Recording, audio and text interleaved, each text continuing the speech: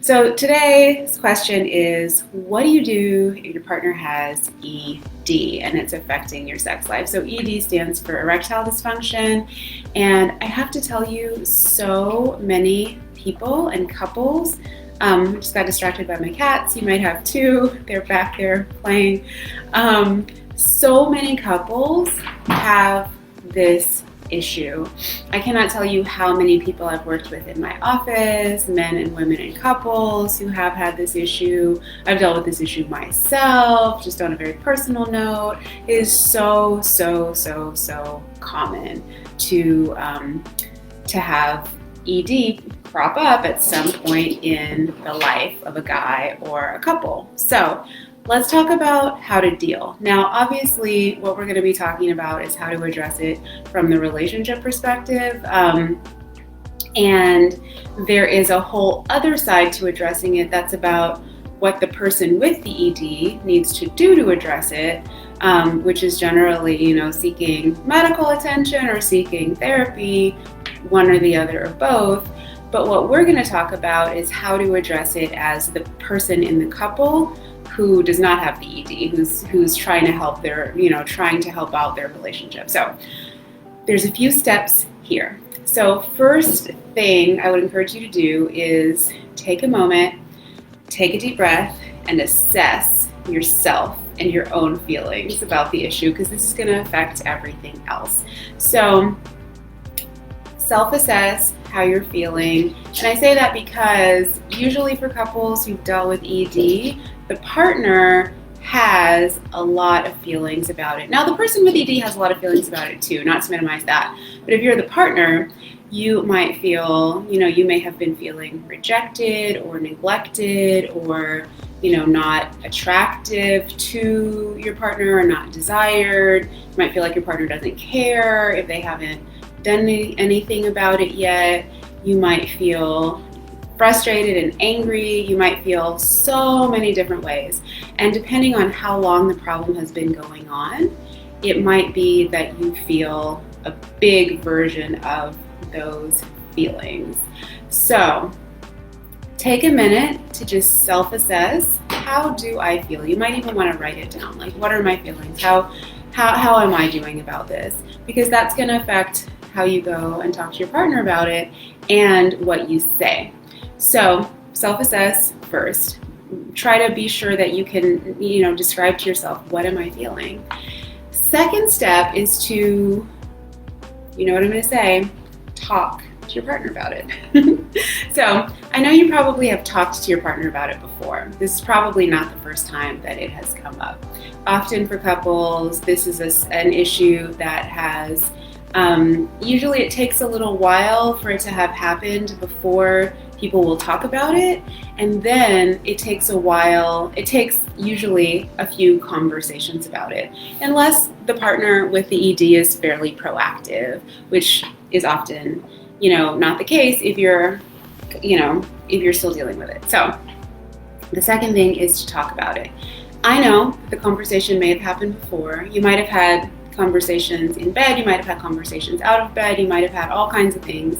There might have been tears, the conversations might have been difficult before, the person with ED might have felt defensive. All of these things probably have happened, I know. So when I say talk about it, I know that I'm not saying just have an easy conversation about it for the first time ever. I know what I'm asking you to do is go back to a situation that's been difficult in the past and have another conversation about it. I know that is what the case is.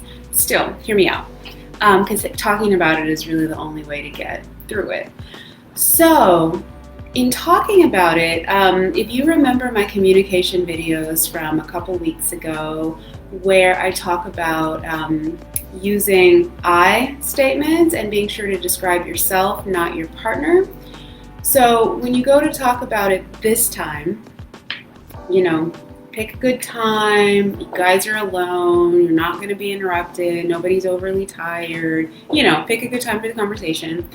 And when you talk about it, the way to do it is to say, I have been feeling XYZ. Hey, I want to talk about our sex life. I have been feeling X, Y, and Z about the fact that it might be the fact that we're not having sex because of the ED, the fact that I feel, unattractive or not desired or neglected or frustrated because of the ED. Any or all of these things might be true. And I know that these are things that are not easy to say to a partner, but this is what the conversation calls for, to be really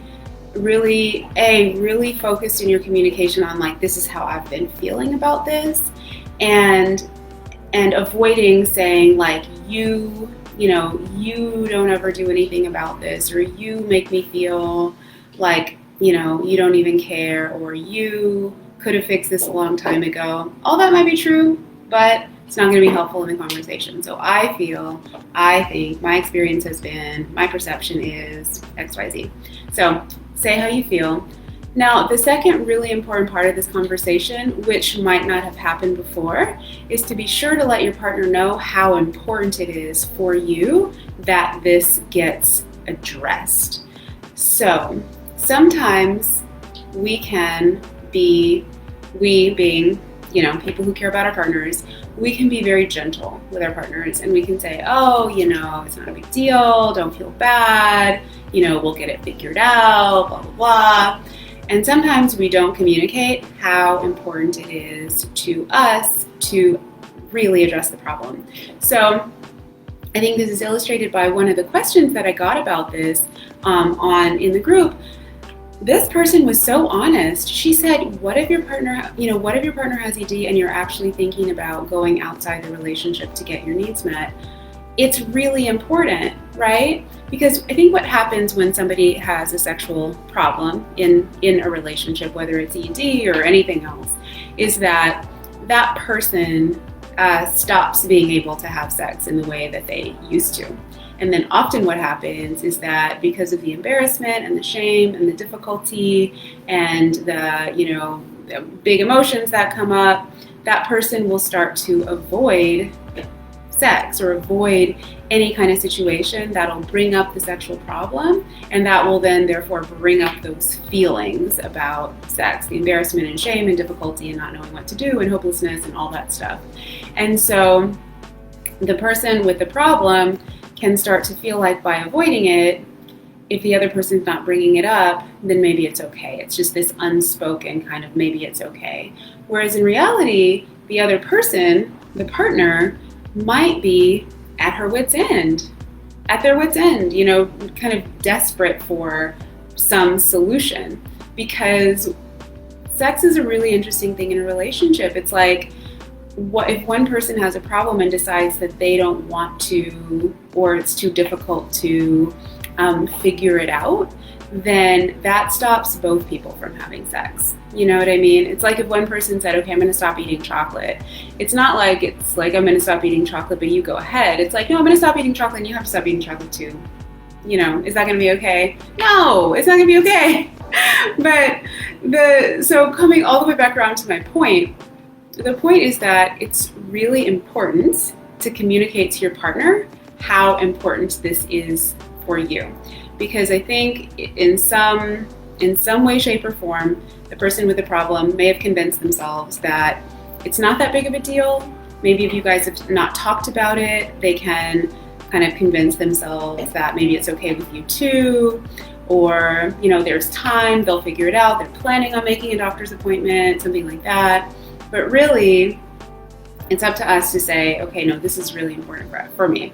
So in this conversation where we start out by saying, listen, I need to talk to you about something, it's uncomfortable for me to bring it up, but it's really important, so I want to bring it up with you. I've been feeling, neglected and rejected and really frustrated about this ED thing, and, it's not having sex, and it's really important to me that we figure this out. I now only say this second part of it's true. I am not going to be able to continue not having sex in this relationship. Like, it's really important to me that we figure this out. 100% gotta tell your partner how important it is for you. And I know that's a scary thing to say, like, this is really important to me and I can't do this long term. And I don't want it to come across as a threat or an ultimatum. That's not what it is at all. It's a true expression of I can't spend the rest of my life not having sex with you or anyone else. It's just not something that I'm able or willing to do. It's just a true thing, and so to let your partner know that, I think, is okay. So, hey Sharon, all those feelings that I accuse him of cheating. Can you say more, hun? Can you flesh that out a little bit? I didn't quite understand. So, and I would love to hear more so we can talk about it. So, all of that being said, tell your partner how you feel. Tell them that you feel, that this is really important and you guys have to fix this. And third part is hear what they have to say. Your partner is, depending on who they are, is going to have, is going to say something. They might get defensive. That is possible. They might feel, they might feel taken off guard.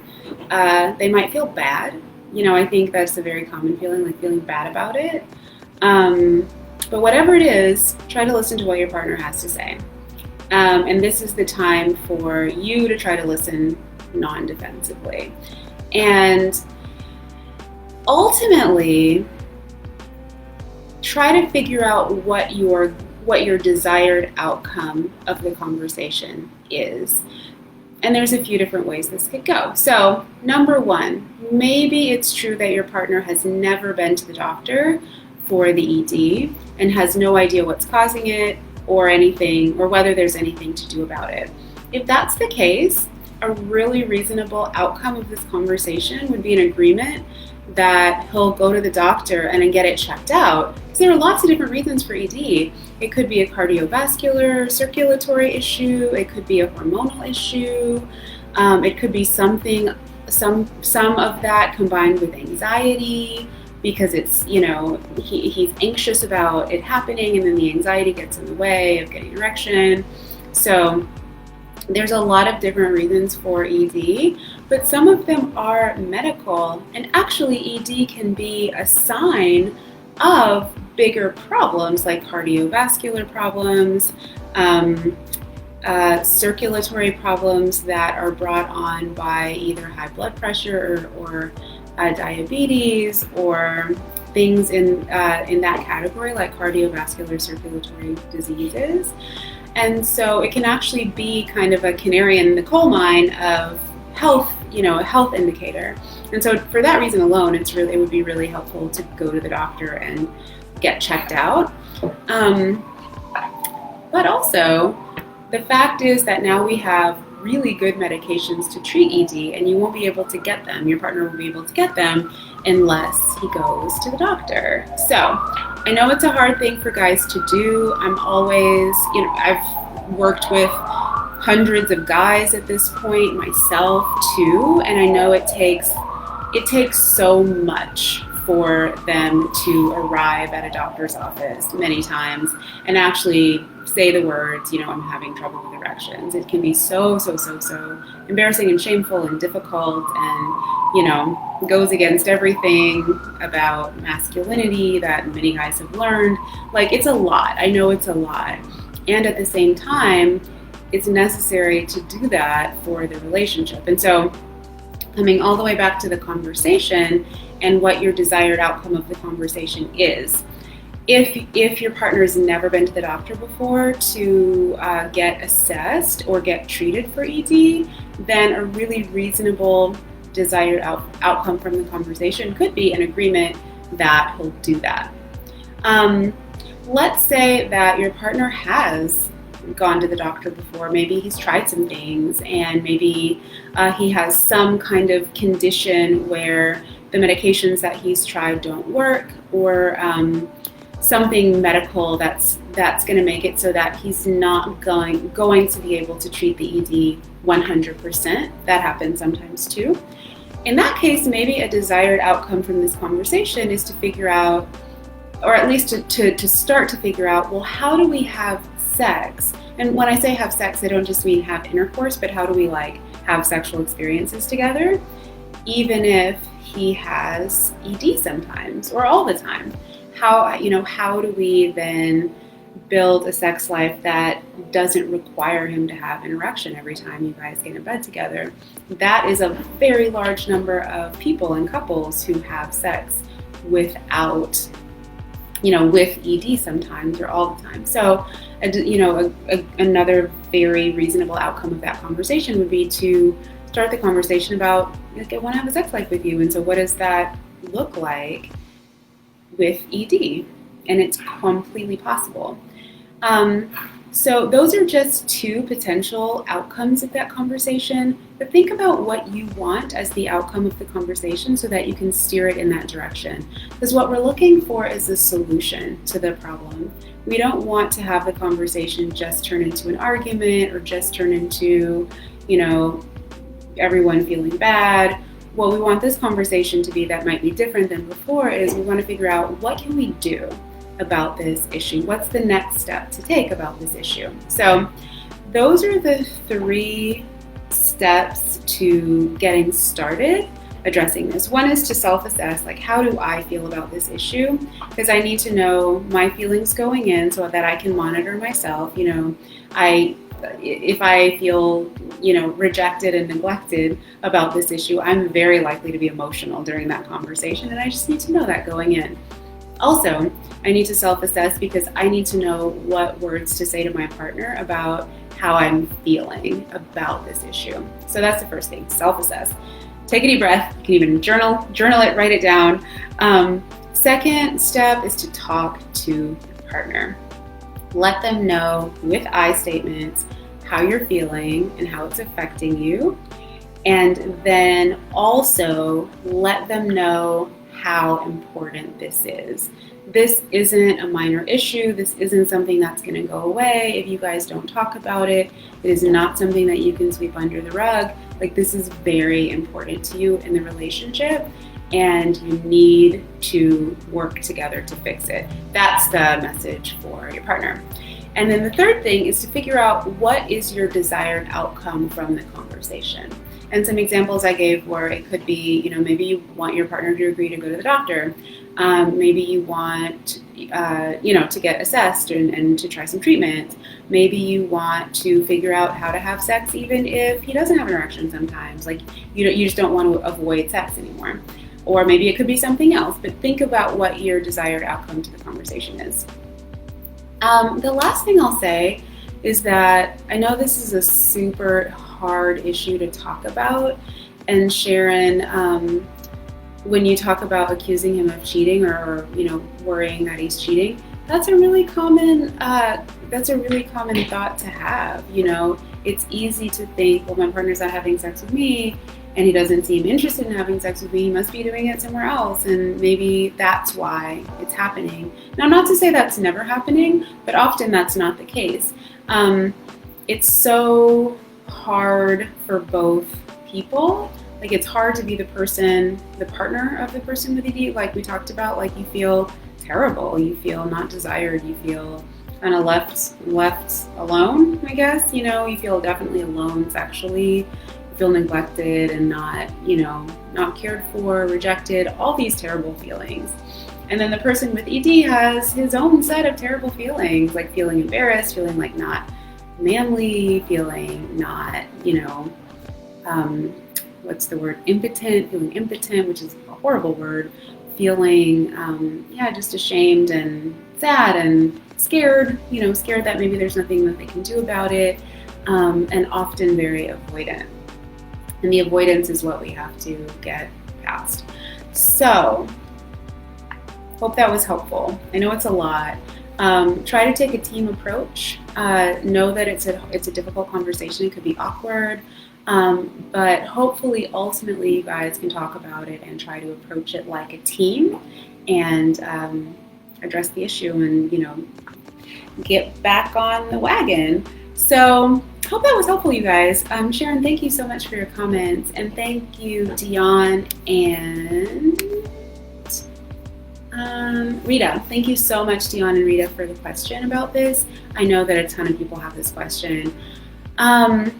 You guys have any thoughts or comments about if you've dealt with this successfully, if you have any ideas about what has been helpful for you, or any insight from your own experience, please, please, please share them in the comments, because that will help everyone else. If anybody has follow-up questions, let me know. And as always, I'll address them in a future video. But I hope that you guys enjoyed this video. I hope it was helpful. And if you're watching the replay, put #replay so I know that you're there. And I will look forward to talking to you on Thursday. Okay, take good care, you guys. Bye.